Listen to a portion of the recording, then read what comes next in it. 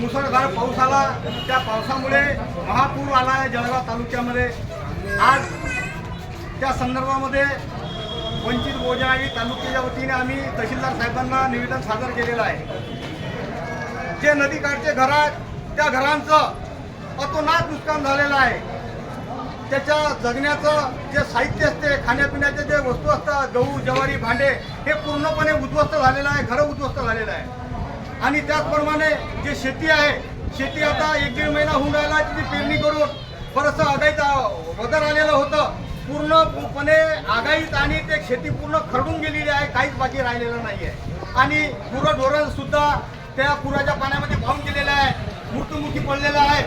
त्याचप्रमाणे महादेव वाघोते जळगाव शहरामध्ये तो सुद्धा मृत्युमुखी पडलेला आहे। त्याला सुद्धा भरीव मदत शासनाने करावी। पुनर्वसन, नदीकाठच्या घरांचं पुनर्वसन झालं पाहिजे आणि जास्तीत जास्त आता त्यांना भरीव मदत मिळाली पाहिजे। या संदर्भात वंचित बहुजन आघाडीच्या वतीने आज आम्ही निवेदन दिलेलं आहे।